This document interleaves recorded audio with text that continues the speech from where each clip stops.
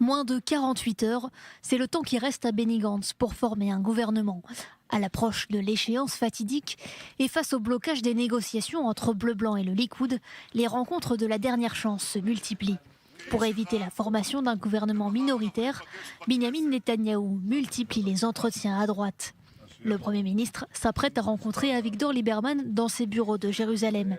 Le chef du gouvernement doit aussi s'entretenir avec le président Reuven Rivlin en fin de journée. Benyamin Netanyahou anticipe aussi une éventuelle fronde au sein du Likoud. Il a ainsi rencontré hier soir Gideon Sa'ar à Jérusalem pour le convaincre de ne pas céder aux sirènes du parti bleu-blanc. De son côté, Avigdor Lieberman se laisse toujours une marge de manœuvre. Le chef du parti Israël Beitenu juge que la constitution d'un gouvernement minoritaire serait une catastrophe et affirme faire tout son possible pour éviter de troisièmes élections en moins d'un an, tout en prévenant que si les tentatives d'union nationale échouent, ce sera chacun pour soi. La question de savoir ce qui est le pire, un gouvernement étroit ou de nouvelles élections, est une bonne question. Mais comme je l'ai déjà dit, je me concentre que sur la tentative de constituer un gouvernement d'union nationale.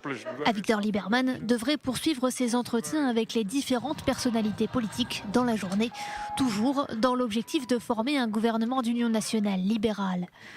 Au cas où Benny Gantz ne parviendrait pas à former une coalition, ce sont alors les députés qui seront chargés de désigner une personnalité politique à même de former une coalition, dernière alternative avant l'organisation de troisièmes élections.